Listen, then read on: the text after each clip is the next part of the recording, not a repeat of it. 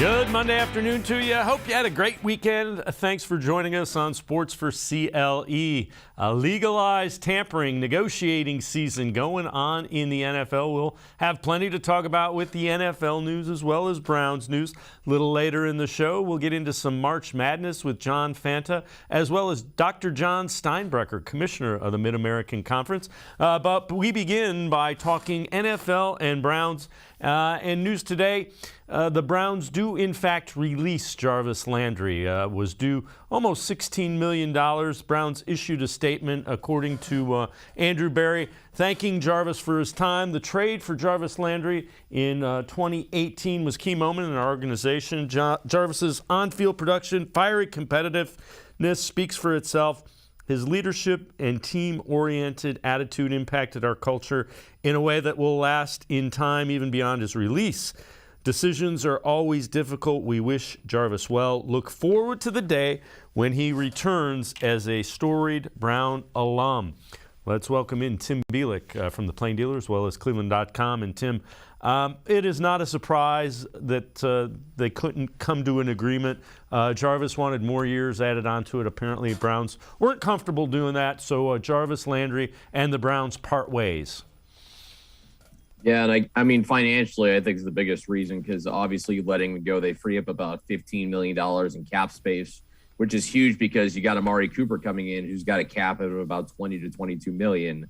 So it's essentially you're only replacing the $5 million difference by letting Jarvis Landry go. You still have some room to work with. But I think, when it comes to Jarvis Landry, I think the big thing that sticks out is he was a guy that is leaving the organization in a better place than it was when he arrived. Because when he arrived, the team was 0-16.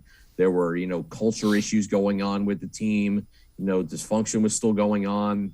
They had just come off of 1-31. We all remember the famous Hard Knocks speech that he talked about, attitude and toughness and all those things. And he really brought that to the Browns. Very solid 4-year career, very consistent, didn't really miss much time until the end. So you understand why he was let go. But I think, he really did a lot, I think, for this team. And there's some contributions that go beyond the player, and just kind of the unfortunate business of the NFL where they kind of had to let him go. But the Browns seem like, especially with the Amari Cooper trade, probably trying to get a little more dynamic at receiver. Yeah, without question. And, keep your eye. He may end up with the Bills, the Chiefs, the Buccaneers. You certainly hope that he gets the money he's looking for, and all good things ahead for Jarvis Landry as the Browns decide to move on. You mentioned Amari Cooper, so the trade that Andrew Berry pulled off was a pretty good one. The Browns trade a 5th and 6th round pick to the Cowboys for Amari Cooper and a 6th round pick. So Cooper is due to make about $20 million. So you offset that with the $16 million that you were due to make Landry, and you have a number one receiver. Amari Cooper is a number one receiver, something that this offense needed. Absolutely. Even looking at his numbers, he doesn't always strike you as a flashy guy, but then you look at his resume, 4-time Pro Bowler. He's put up very good numbers, in Oakland and with the Cowboys. And he, to me, is a player that's more, substance than flash. He's just a guy who goes about his business, very good route runner, more athletic than you think. And, he came to Dallas when they needed a number one receiver. He really gave them that. He was helpful, helping the Oakland Raiders, had some success early in his career. So this is a guy who certainly is very productive, can handle the pressure being the number one guy because he's done it at a bunch of places, and he's not relying on elite athleticism like an Odell Beckham Jr. was. He's just a guy who knows how to get open, and he knows how to make plays after the catch, which are so vital. And getting a guy who, while he may not be the ultimate elite number one tier, he's a legitimate number one and a key piece to reshape this receiving core around. So it's going to be fun to see how he kind of fits into this evolving Kevin Stefanski offense going forward. All right, time for us to head to the voicemail of Truth and Reason. This one about that Amari Cooper trade. Hi, I just saw the trade that just went down. We just brought Amari Cooper, and I'm so excited. I just want to know, after trading for Amari Cooper, are the Browns still going to draft a wide receiver? What do you think they need to do? All right, a very good question by one of our young voicemailers. So that's a question, Tim. What do you think? Now, it's a zero. You got rid of Landry, you brought in Cooper, so you upgraded it a little bit. You're going to miss Jarvis Landry. There's still a need in that wide receiver room. Are the Browns locked in at 13 to wide receiver, or do they go edge? What do you think? If I thought, before the Cooper thing that I would have been 90% leaning towards receiver at number 13, I think I'm down to about 65%. I still think, it would be the prevailing way to go, at least right now, unless they were to sign an Allen Robinson or DJ Chark in free agency to really give them two top-notch veterans. And then I think you have all these options open. But for Andrew Berry and what we've known since he's come to Cleveland is the thing that he loves the most is flexibility. He wants options. He wants to not be pigeonholed into making certain decisions. And up until the Cooper trade, you kind of had the feeling, at least with 13, that he would almost have to take the best receiver available. And now that's not necessarily the case. Say George Karlaftis, the defensive end from Purdue, who I really love, I think has top 5, top 7 potential. Say he falls to 13. All of a sudden, you have a difficult decision to make. Do you want to take a receiver like Drake London, who gives you something in receiver that even with Amari Cooper, they don't have in a big 6'4" guy who's almost impossible to cover one-on-one simply because of his size? Or do you want to take a really good, powerful edge rusher, almost got some Joey Bosa in his game and put him opposite Myles Garrett? Either way, you'd have a really good cost-controlled option where money's always going to be at a premium. But again, it creates options, and that's where Andrew Berry wants to be. He does. Just the fact that now he doesn't have to be forced into taking a receiver at 13, it really maybe changes the calculus a little bit with that pick.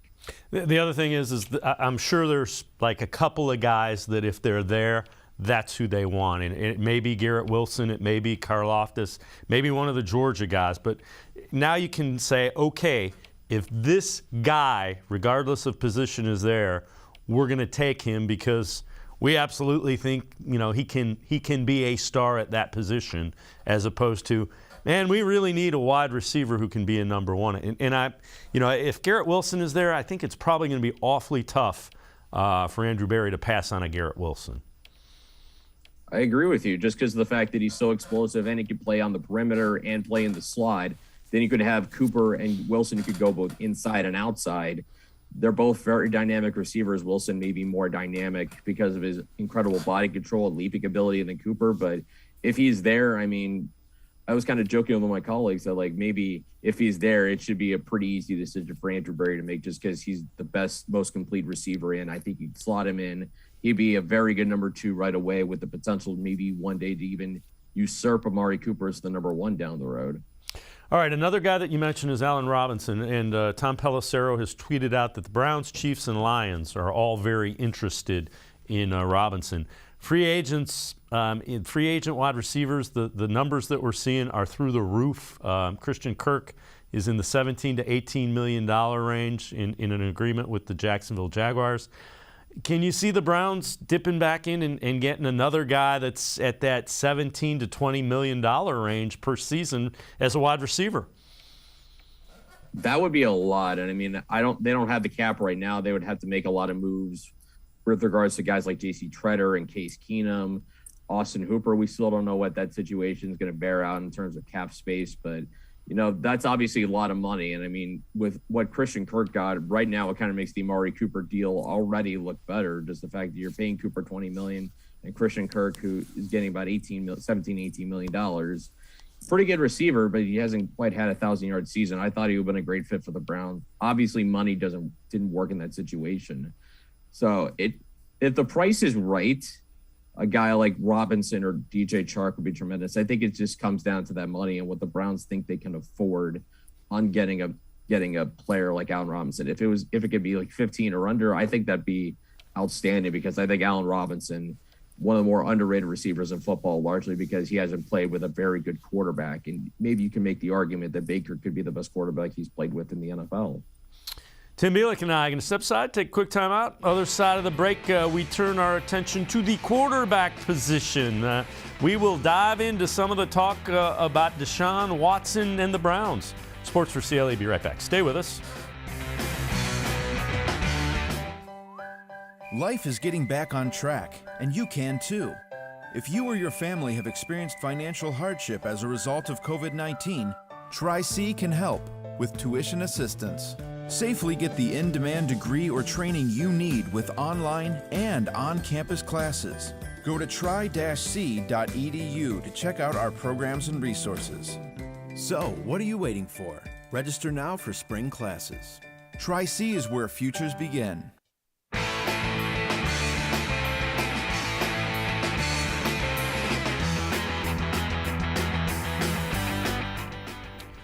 Welcome back to Sports4CLE. We continue talking Browns with Tim Bielik, reporter for the Plain Dealer, as well as cleveland.com. Time for us to head to the voicemail of Truth and Reason. This one about Deshaun Watson.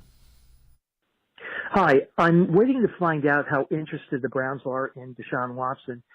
Word on the street has it that if he does sign, he wants his number changed from 4 to 5, I guess in celebration of him repeatedly invoking the Fifth Amendment during his grand jury appearance. I'm also waiting to see how much moral integrity the Browns organization has. Watson committed 22 acts of, weirdness, while with Houston.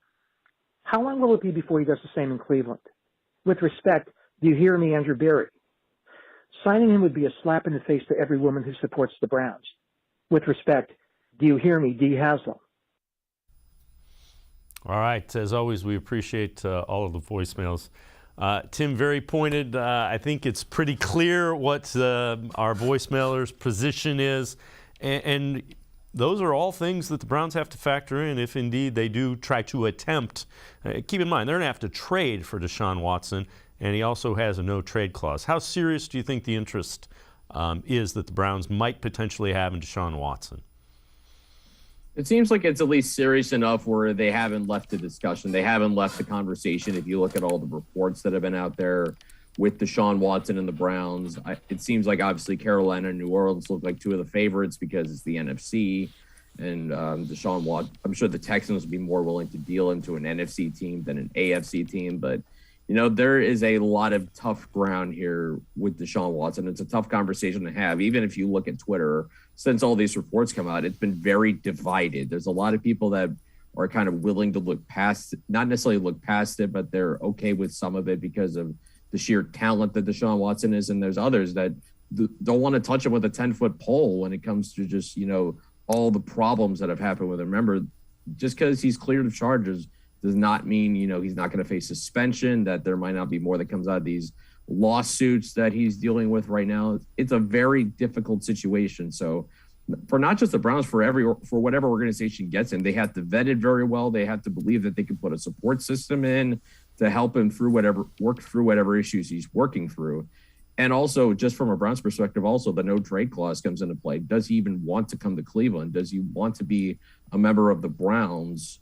And that would be the only way the Browns would be able to really be in there for him. They can make any offer they want to really try and get Deshaun Watson, but even the Texans say yes. If Deshaun Watson says no, it really doesn't matter.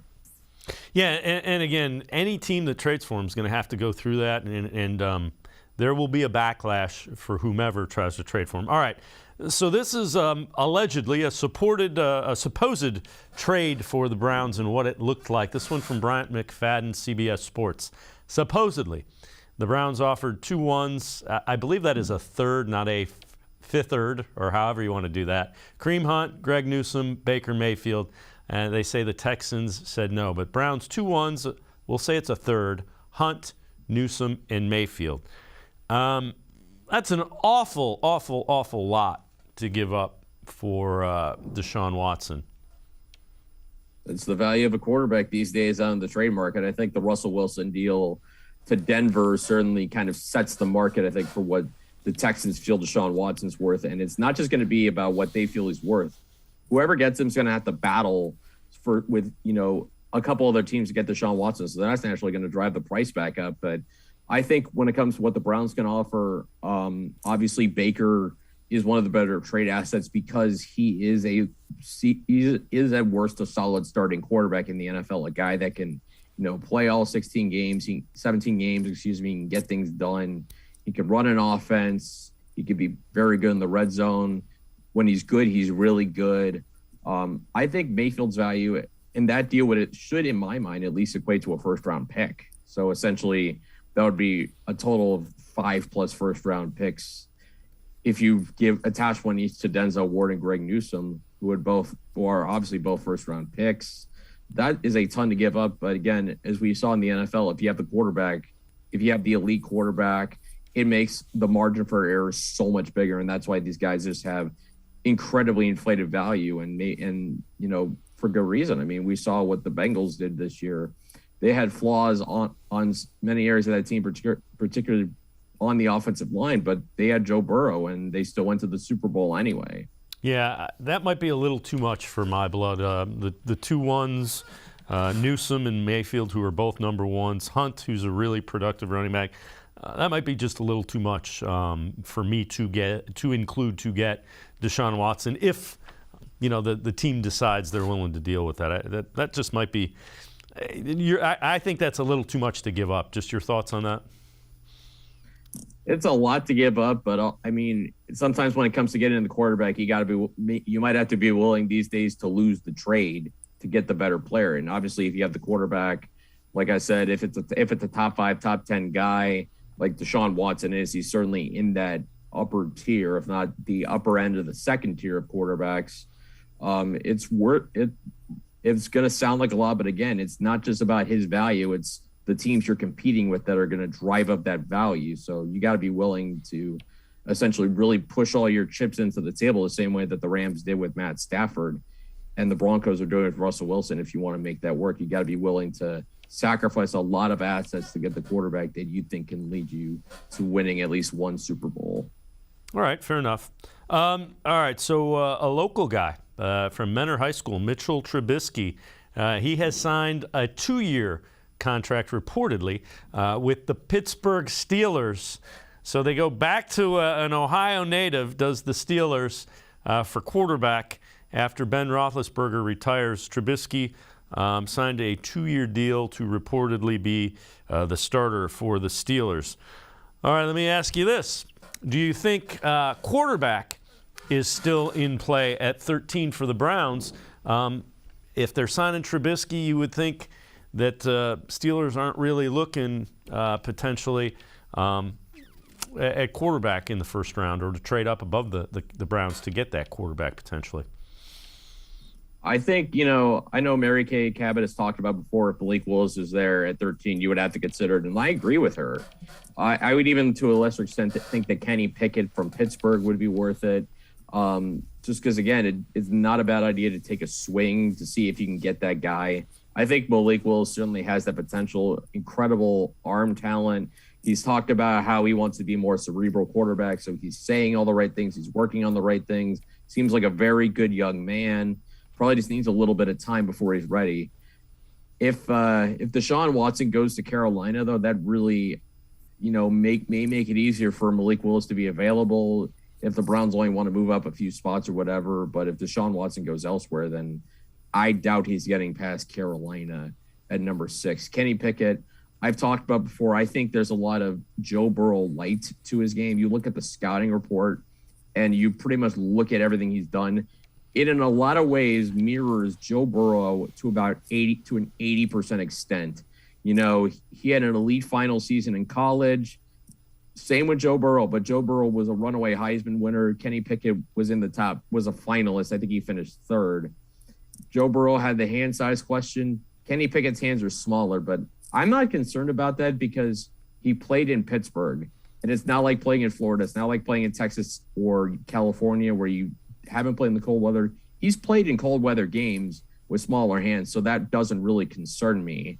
And Pickett's a guy that can certainly start, I think, from day one. So as much as I talked about, receivers should be the way to go, it's just going to depend on if they feel like one of those two guys has a chance to be better than Baker Mayfield and get this team to a higher ceiling. So we'll see kind of how it all plays out in the next month and a half if the Browns end up getting one, if the Browns somehow end up getting Deshaun Watson, or if they don't really make any moves and they're sitting there at 13 with one of those two guys on the board. It's going to be a very interesting few minutes when they're on the clock, I think.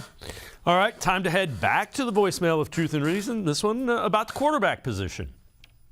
Hey, how you doing? Just calling, not so much a question, just something to put out into the Browns universe. Remind everybody that when Baker was healthy and ran the offense he was running, Odell Beckham and Jarvis were both 1,000-yard receivers the same year. So it's not like Baker's not going to be able to get the job done. He can get the job done, just put an offense that he can rock with. Like I said, 2,000-yard receivers in 1 year. Go Browns. Fair enough. You know, we all become a little bit of prisoners of the moment. You remember last year, and you tend to forget. Playoff team, really productive offense the season before. Yeah, I mean, the NFL is kind of the ultimate "what have you done for me lately" sport. So I get why there's the vitriol towards Baker and whatever. I know I've been more positive on Baker than some people out there on Twitter and whatever. But I'm the reason I am not burying Baker just yet is because we've seen how good he can be. I mean, 2018 was tremendous. 2020 was very good as well. And in the playoffs, in those two games, he looked really good against Pittsburgh and Kansas City. So we can't forget that. And that was with the same receiving core that in 2021 just was not nearly as good. And we've seen, when he has a healthy offensive line, when he's relatively healthy, he can be productive. He can get things done. And now all of a sudden you add Amari Cooper. It seems like the Browns are very serious about reshaping the receiving core and trying to get more dynamic help for Baker or whoever the quarterback is at that point. And it's just also going to be interesting how Kevin Stefanski's scheme continues to evolve. Will he make it more receiver-friendly as he gets more weapons to work with? Going with multiple receivers, 3, 4, sometimes even 5, depending on what happens in the offseason. It's going to be fascinating, but I think we have to remember also that, the reality with the quarterback, the reality with any player sometimes in the middle, they're never as bad as they look when they're at their worst and never as good as they are when they're at their best. The reality is kind of somewhere in the middle. And we'll see. Baker's right now seems like one of those guys that if you give him help, it can really elevate him. Same thing we've seen with guys like Kirk Cousins and Jimmy Garoppolo. You surround them with talent, they look a lot better. Maybe that's what happens with Baker. Yeah, I would agree. The only thing I would say is you just got to see more consistency. The highs are really high and the lows are really low. Get us a little more consistent in that middle ground. Tim Bielik and I are going to step aside, take a quick time out. Other side of the break, we continue talking Browns. We head back to the voicemail of Truth and Reason with a question about free agency. Sports4CLE will be right back. Stay with us. The Ohio Lottery Partners in Education program recognizes role model students and teachers from across Ohio. Nominations can now be done completely online. To nominate a deserving teacher or student, go to ohiolottery.com. In the About section, find Partners in Education. There you will find links to the nomination forms. Students kindergarten through 12th grade can be academic all-stars. Teachers can be honored as a Teacher of the Month. The Ohio Lottery Partners in Education, where stars shine.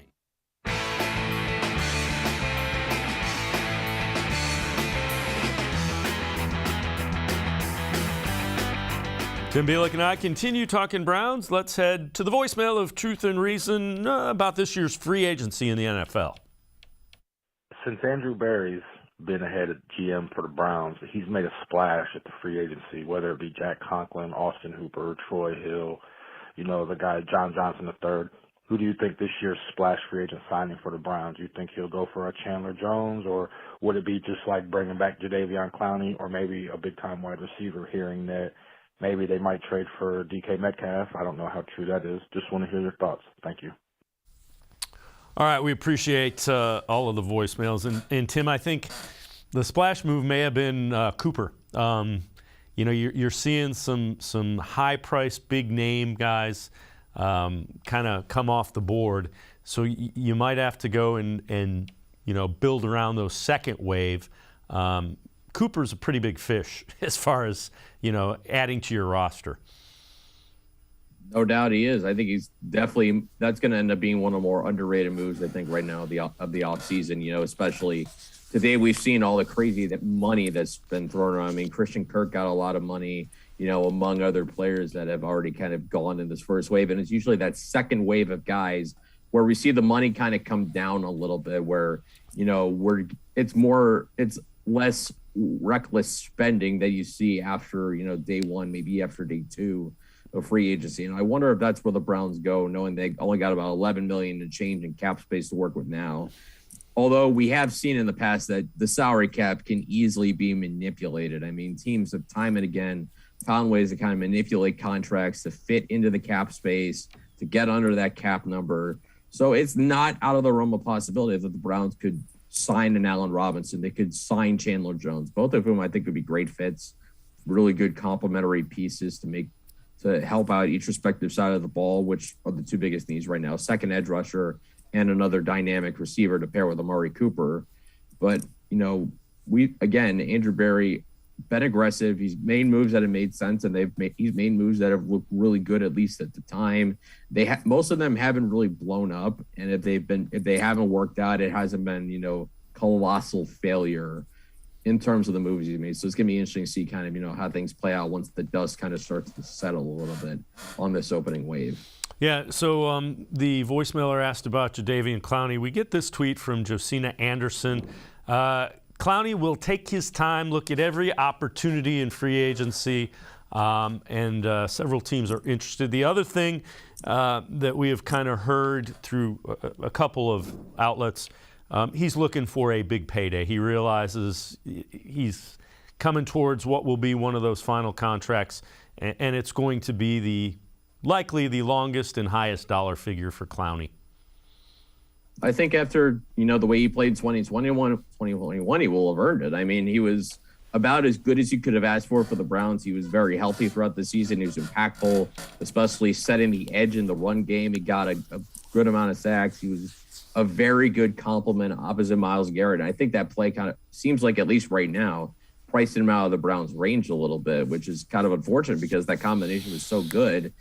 If the money was able to work, you would kind of love to see how that would just continue to grow over the next few years, how those two would continue to evolve as they get towards their primes, their late 20s, all those different things. That would be fascinating to watch. It just doesn't seem like it's going to happen.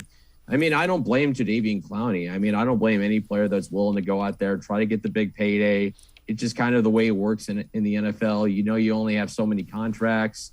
Career expectancy is only so large. If you have a chance to go get the big money, go and get the big money. Yeah, I mean, it's easy to tell somebody not to. Stay here. If you or I were offered more money to go another place, we'd go to another place. If anybody was, that's the way the world works. This one's kind of interesting. So Benjamin Albright tweets, Von Miller reunion with his former DC Joe Woods playing opposite Myles Garrett. Could it happen? His name, Von Miller's name, has been attached to the Browns, but again, the question is going to be, does the dollar figure work? Yeah, definitely. I mean, we know, Benjamin Albright's one of those guys that's got a pretty good track record when it comes to, insider and flooding these things out there. So it certainly makes it a possibility. It would be interesting if Von Miller does come to Cleveland because of the reports of, Odell Beckham telling Von Miller, don't come to Cleveland, don't come to the Browns. And then if Von Miller does sign with the Browns, that'd be quite an interesting situation there. But, there's no such thing as too many good pass rushers. Von Miller is one of the best the NFL's ever seen. We saw just how tremendous he was in the Super Bowl. Him and Myles Garrett together, they're both former Texas A&M stars. That would be just a lot of fun to watch. Miller's still got some gas in the tank. So it wouldn't be, I don't know if it'd be more than $2-3 million, but if the money was able to work, that'd be a very fascinating fit. Yeah, I mean, absolutely. And we saw in the Super Bowl, he's got plenty left. All right, we're going to head back to the voicemail of Truth and Reason, just about the whole landscape of free agency, quarterback position in the NFL. Dave, this weekend created major positive and negative conversation in NFL football. Browns went out and got the receiver, Amari Cooper. But as Browns fans, let us see how this pans out before we give a huge reaction. Yes, I believe the Browns are trying to lure in Deshaun Watson. The second issue, Tom Brady returning.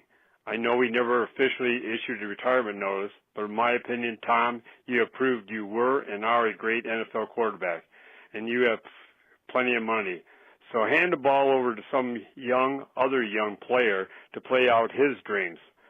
Players who did retire and are doing great, Joe Thomas, Michael Strahan, Bill Cowher. Sometimes you have to decide, enough is enough. And, Ron's a frequent voicemailer, and I'll say this, Tim.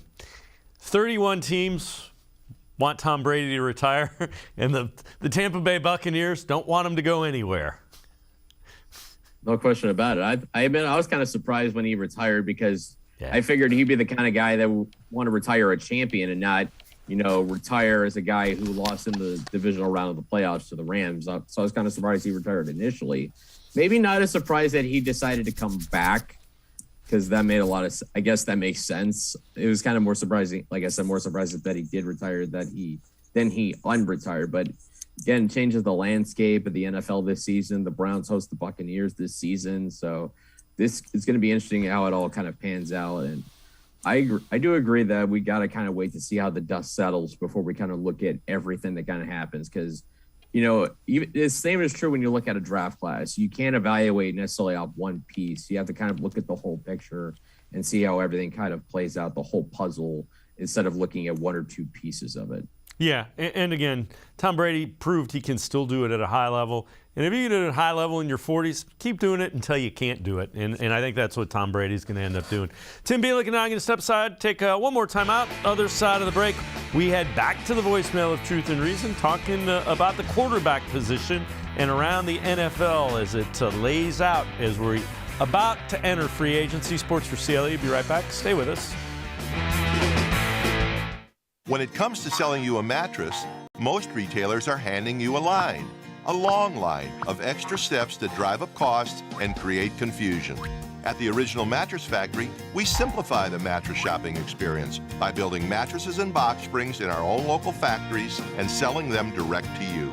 It's short, sweet, and simply makes sense. So experience more than just a mattress store. Experience an original, the Original Mattress Factory.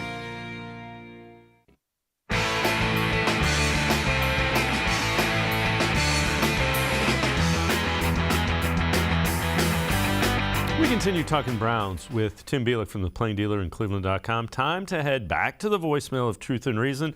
This one about the quarterback position and the quarterback position for the Browns. I was curious, what do you guys think about the Russell Wilson trade to the Denver Broncos? And secondly, what do the Browns need to do in order to make Baker Mayfield more successful? And lastly, what do you think about the Aaron Rodgers going back to Green Bay? Oh, it has nothing to do with the Browns. It's been a great day for the NFL. All right, as always, appreciate all the voicemails. I didn't think the Seahawks got enough for Russell Wilson. That was a trade where I was like, all right. I'm not surprised that Aaron Rodgers is back in Green Bay. And I think, Tim, you and I have talked quite a bit.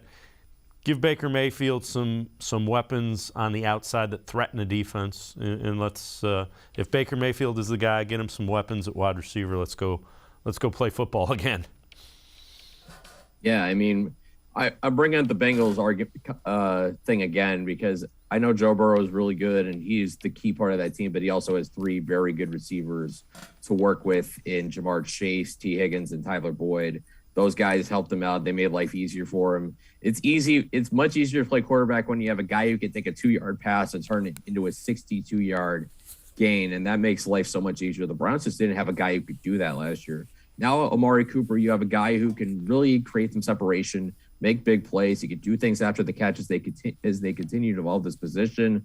I think finding another guy or two who can do that sort of thing is going to be paramount to really helping Baker out, because if you're a quarterback and your receivers are guys that are not going to be able to, make many plays after the catch, let alone get open consistently, you're going to struggle unless you're Tom Brady, where you just know how to manipulate defenses. You know how to just manufacture open receivers.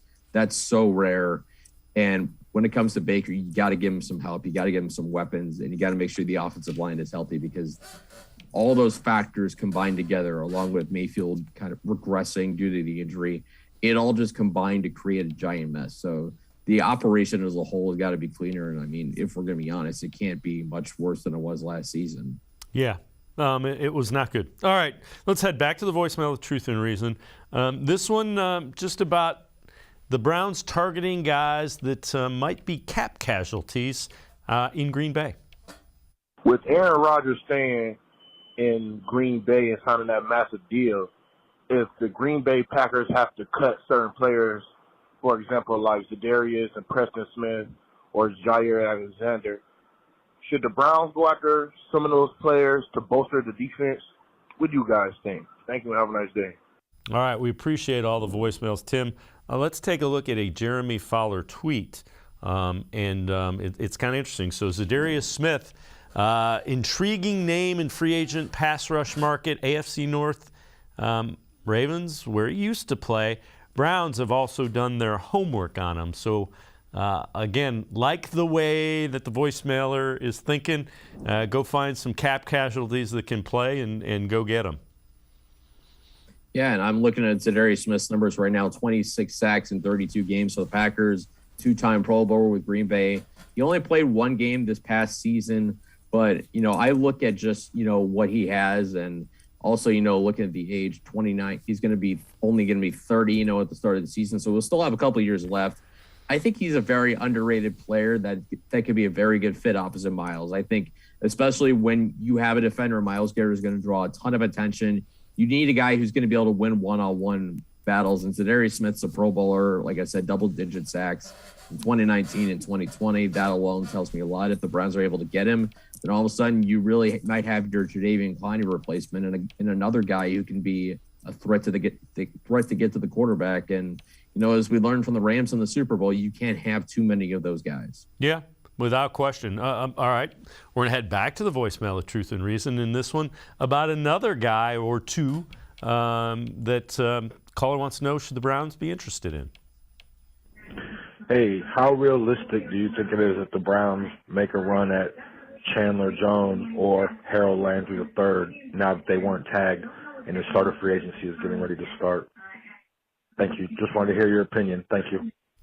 All right, appreciate it. So after that, Landry did get a 5-year, $87.5 million extension. So they got a deal done with the Titans. So Landry not on the market. Chandler Jones is an intriguing one. We get a lot of questions with him. He fits. The question is, he's 32, so years and dollars. Yeah, I think in a way would be a little bit of a stopgap, but it's a very, very, very good stopgap. I mean, even in 2021, looking at his numbers, 31 years of age, put up 10 sacks. He had that 10.5 sacks, excuse me. He had that 5-sack game in week 1. Very productive, very good pass rusher, and just, again, what the Browns could need at that number 2 spot. They don't necessarily need an elite guy opposite Myles Garrett, but they need a guy who's going to be able to get his own, who's going to be able to hold his own, do his job on the other side, and really, make other teams pay for, double or triple teaming Myles Garrett to the situations. We saw how good Jadeveon Clowney was at that role. Chandler Jones, a guy who's a 2-time All-Pro, I think he'd be very good at that as well. Just to have have balance on the defensive line and not allow teams to overload on one side and not fear what you have on the other side. Yeah, and the flip side of it is it's all going to come down to the market for him. Does he get an offer? Only takes one team to offer him, a what is valued an overvalued contract by the Browns to take him out of it. Yeah, I mean that's the tricky thing with free agency. It's not how much you're worth; it's how much any one team is willing to pay. I mean, we've seen, like I said, Jacksonville threw out crazy money for guys like Christian Kirk. And really, just have spent like crazy at the start of free agency. It's a time where, again, the first day is where, the money fest comes around. Everybody's just throwing out millions of dollars like crazy, especially in guaranteed money, big deals. This is, it's the wild spending season.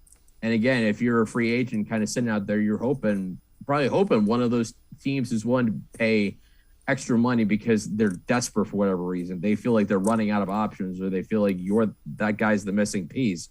All it takes is one team to pay $3 million more than anybody else is going to, or $4 million or whatever, to get the guy signed. And, some guys are going to be willing to wait it out, see what other teams have to offer, kind of go through more of a courtship process. Other guys are just going to take the crazy money that's available. That's why free agency is so fascinating. It's unpredictable. And I mean, it's so hard to hit as well because you never know how a guy's going to perform once he gets a big payday. But the ones that hit, especially if you're a good organization, a team that can supplement with draft picks and build around the stars you sign in free agency, that's when you really kind of hit the jackpot there. Tim Bielik from the Plain Dealer as well as cleveland.com. Tim, man, as always, thanks so much for the time and the insight. Appreciate it very much. You got it. Thanks for having me, guys. Have a good day. All right, Tim Bielik. Make sure you read him. Plain Dealer as well as cleveland.com. We're going to step aside, take a quick time out. Other side of the break, a college basketball expert calls games on Fox, is also part of the Big East Digital Network. John Fanta, Cleveland native, will join us. We're talking March Madness on Sports4CLE. Stay with us. Life is getting back on track, and you can too. If you or your family have experienced financial hardship as a result of COVID-19, Tri-C can help with tuition assistance. Safely get the in-demand degree or training you need with online and on-campus classes. Go to tri-c.edu to check out our programs and resources.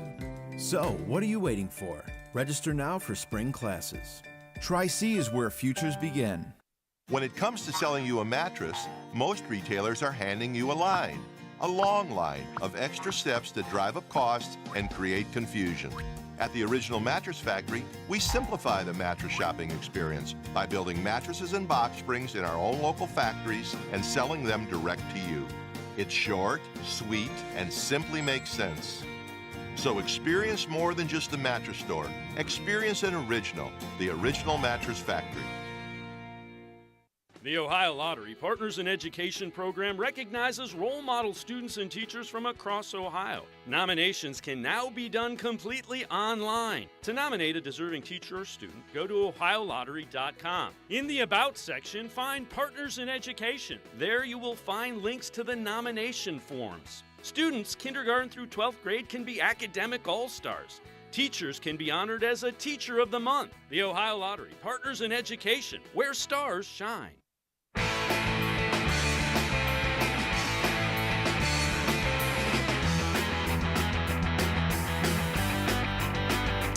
We turn our attention to March Madness in college basketball, and we are pleased to be joining in John Fanta, one of the young up-and-coming stars of college basketball play-by-play for Fox Sports, also part of the Big East Digital Network. John, man, appreciate the time. All right, let's get right to it. UCLA, Akron, the local guys get one of the blue bloods, one of those 4-13 matchups. What do you see here?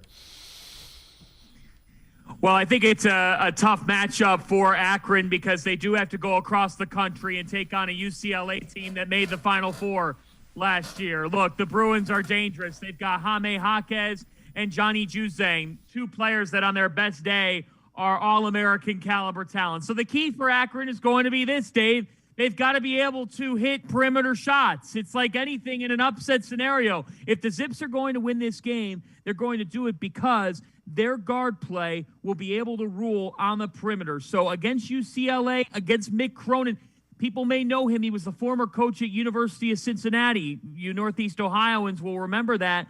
You got to be able to hit perimeter shots to space UCLA out and to be able to dictate the tempo of this game. UCLA is a team. They defend, they rebound the basketball really well. They've got a kid named Miles Johnson who does a great job of that in the paint. So Akron's got to come ready to knock down perimeter shots. It will take at least 10 threes for them to have a chance in this game. I think they'll hang around. And I'll tell you, I like the fact that John Gross, once upon a time at Ohio, he pulled off a first-round upset over Georgetown. So it wouldn't surprise me at all if Akron were in this game. They've had a great season, but this is a tall task against the Bruins team that was one of only 4 standing last year. All right, you were really good last year when we asked you this. Give us a couple first-round upset specials where we put you on the mark there. Some of those bracket busters for us. I'm going to go in the South region, Dave, and I'm going to look at the 12 over the 5. UAB out of Conference USA is a really intriguing team. They've got a guard named Jelly Walker. March is a time for names and for big stars to emerge. Jordan Jelly Walker is a phenomenal name and talent. This is a kid who is more than capable of going off for 30 on any given night. He does not have height, but he is elusive in the lane. He makes things happen for his teammates. I like UAB, the Blazers, out of CUSA to knock off Houston. I also stay right in that pod. That's right. I think there could be a 12 versus 13 second-round game in this NCAA tournament. Look out for the Chattanooga Mocs. The Mocs out of the Southern Conference will take on an Illinois team that to me has been a little bit too inconsistent to my liking down the stretch. The Illini lose to Indiana in the Big Ten tournament. The Illini lost last year to Loyola Chicago on the first weekend. There's something that I just don't love about Illinois, and I think that they're in an upset spot here. Chattanooga has a kid named Malachi Smith, who is a big-time scoring guard who makes things happen. They also have a post presence in Silvio De Souza to guard Kofi Cockburn of the Illini. So I am going to ride with the Mocs. I think that the 13th seed, Chattanooga, can pull off the upset, and that's where my brain is at with the upset picks. All right, we're going to put you on the spot again. Final four predictions. Take us through this, who you like and what you see there. I think Gonzaga has a really friendly draw, and somebody might say, well, wait a minute. Duke is the 2 in their region. But on Coach K's final tour, his retirement tour, Dave, I think it's a lot to expect those 18 to 22-year-old kids to handle it as much as they're being asked to handle it. They're going to be the media darlings. I think it's a lot. It's a lot for Duke. And Duke losing the ACC title game, I'm a little bit uncertain about them at the moment. They lost to Virginia Tech on Saturday night. So I go with Gonzaga. And then I go over to the South, and I'm going to take Villanova to get back to the Final Four. I like their draw. I think that they're in a position to make a deep run. So I'm going to go with the Wildcats. And then looking down, I go with Wisconsin. In the Midwest, I like Wisconsin. Get this, Dave Bacon. Wisconsin gets to play their first weekend in Milwaukee and their second weekend in Chicago. Their fans will be behind them, and they have one of the best players, if not the best player in college basketball, that being Johnny Davis. So I like Wisconsin as the 3rd team, and I've got Kentucky as the 4th Final Four team, the 2 seed in the East. So that gives me Gonzaga, Villanova, Wisconsin, and Kentucky. All right, take us through who you think ends up as the national champ out of those 4 then. I'm really putting you on the spot in this one. Yes, you are. I'm going to go with the Kentucky Wildcats. Wow. Big Blue rules again. John Calipari cuts down the nets. They've had a bounce-back year, and I don't think it's a fluke. Ty Washington is a freshman superstar. And Oscar Tshiebwe, remember the name Oscar Tshiebwe. If you don't know him yet, you will by the end of this week. He is a legit presence in the paint. In fact, I would vote Johnny Davis as Player of the Year from Wisconsin. I'd put Oscar Tshiebwe right behind him. I like the Wildcats. They've gotten transfers, a kid named Kellen Grady from Davidson, a kid named Severe Wheeler from Georgia. They've mixed that with the 5-star talent of Ty Washington, and they're coming together at the perfect time of year. I like Kentucky to win the national championship. All right, give us a couple of names to listen out for, some stars in the making that can seize the spotlight of March Madness. Yeah, I think that when you look at some of the names here, Jabari Smith of Auburn is a phenomenal talent. He's going to go high in the NBA draft. Duke's Paolo Banchero, another star to watch. Absolute stud of a wing. He is perhaps the best athlete on the floor at any given time. I love him.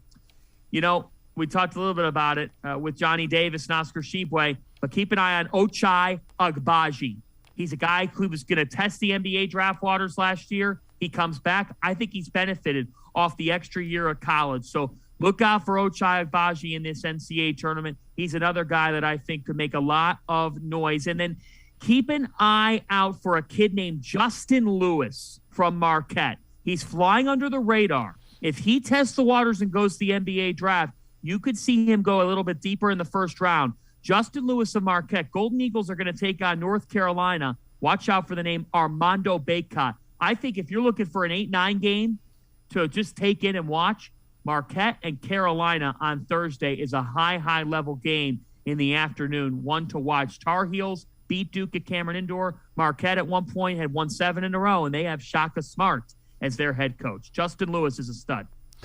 John Fanta, as always, appreciate the time and the insight. John is a college basketball expert, young, up-and-coming play-by-play guy for Fox Sports, a Cleveland native, a St. Ignatius grad. John, as always, man, thanks so much for the time and the insight. Appreciate it very much. Keep up the great work.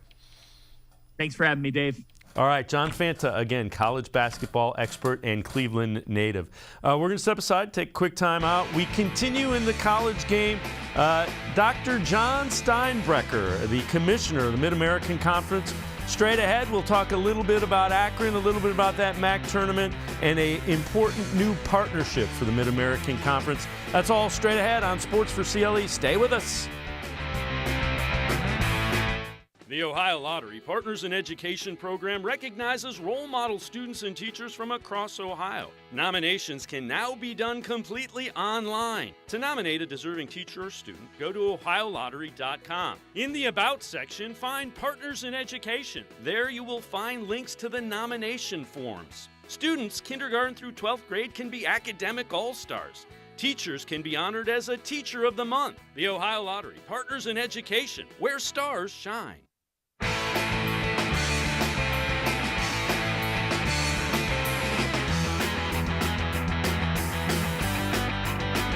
Sports4CLE continues, March Madness ramping up, and we are pleased to be joined by the commissioner of the Mid-American Conference, Dr. Jon Steinbrecher. John, as always, appreciate the time and the insight. Before we get rolling into some of the main things, an unfortunate thing between the semis and the finals of the men's thing, 4 guys from Kent State, inappropriate social media posts, so they were suspended. Take us through the decision, and we got to keep in mind these again are young guys that are learning. Well, I think that's spot on, and you use this as an educational opportunity, and was made aware of this early. I guess it would have been Saturday morning. I immediately reached out to the Kent State athletics director, asked him to get involved. He involved their entire university administration from the president on down. And I really commend the Kent State administration for how they jumped into this and how they managed it. When we have what I call an off the field event that we're having to get into, I look for the school, or I give the school the opportunity to take the lead on it. And so they did their due diligence, reported back on what they felt should be the appropriate disciplinary action and how they'd like to proceed. I concurred. I thought it was very appropriate, and then we went accordingly. So again, I really, you never want to have to do these things, but occasionally you do. And when you have partners such as Kent State who take it upon themselves to step up and manage it, it helped us work through the situation much cleaner. And I wish the best for all involved, right? It's done and over with. Let's learn from it and let's go on. Yeah, absolutely. And again, keep in mind, young folks, and again, you have to expect some learning. Let's move on. So Akron will face UCLA. It's got to be a great opportunity for a team to get a shot at one of the blue bloods in college basketball. And those 4-13 matchups in the first round you always seem to get 1 or 2 of those 13s that seize the opportunity. How excited are the Zips in the Mid-American Conference for that opportunity? Well, I know the Zips are very, very excited. They've been on a nice run for 3+ weeks here, made some changes, and since that time, they've been really tough to handle. They will have their work cut out for them. UCLA's number 10 in the NCAA net rankings. I think they're number 8 in Ken Pomeroy rankings. Obviously, as blue blood a program as there is in the country, coached by Mick Cronin, who people in Ohio ought to be familiar with from his time at Cincinnati. I knew him when he was at Murray State and I was at the Ohio Valley Conference. His teams, he coaches tough-minded, hard-nosed teams. So it will be quite a challenge. I was hoping we'd go to a city starting with P to play this game. Wanted it to be Pittsburgh. We'll go to the other end of the country and we'll be in Portland. All right, some really groundbreaking stuff for the conference. Earlier during the Mid-American Conference tournament, you announced a partnership, both a data partnership and a sponsorship deal with Genius Sports. Take us through what that is. And again, it's the Mid-American Conference is the first conference in the country, so ahead of the curve to have such a deal. Why is it important? What does it entail? Well, two parts to it. First, a sponsorship partnership, and that's straightforward enough. The typical kind of things you do in those partnerships with any corporate partner. And this really goes back over a year, where I went in and visited with our presidents and raised the issue of, could we as a conference begin looking at wagering entities to have partnerships with, as we've seen other institutions around the country have various partnerships with casinos or sports wagering entities. Those have occurred. And so we went down that path, and that was a long conversation. That wasn't one meeting, that was a series of meetings. And ultimately they said, yes, you can. Then as we got into it, we zeroed in, ended up talking to Genius Sports, which isn't a sports wagering entity. They are really a data aggregation, data collection group that then takes data and sells it to various parties, some of which are in the sports wagering landscape. And so the more we examined it, we really think there's great value there. And when I talk about data, I'm talking about game statistics. Right now, sports wagering entities, for instance, capture our data without our permission through third parties. They send someone to our games and collect the data themselves, take the stats themselves and transmit them back. Or they watch the telecast and do the same sorts of things. Well, in this case, we'll in essence sell our statistics to those who want it. And we'll be able to, again, leverage that data to generate revenue to better support our student athletes and our institutions. And again, it's a single point contact for the data. And there is also kind of an oversight and an integrity piece to it as well, correct? There is. For some time, we've had a outside integrity services provider that we've been working with. We will also start to begin to work with the integrity service providers from Genius Sports. And what these folks do is monitor every game we play. And they'll look at, for instance, the lines associated with games, and are there suspicious movements that occur at any point in time? And if there are, you look into it. Why did that occur? Is there some rationale behind it that's legitimate? And so that goes on.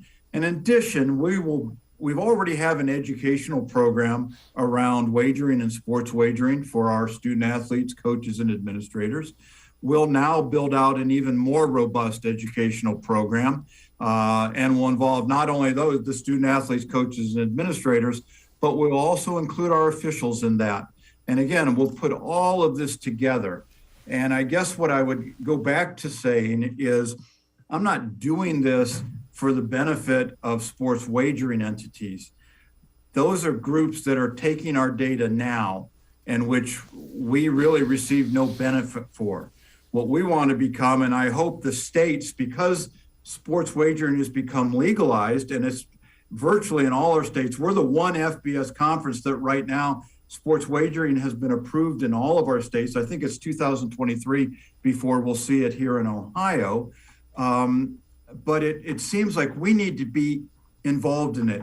We need to be part of the oversight of it, part of the educational component around it. And I think it makes sense that we leverage our data to the betterment of our student athletes and our institutions.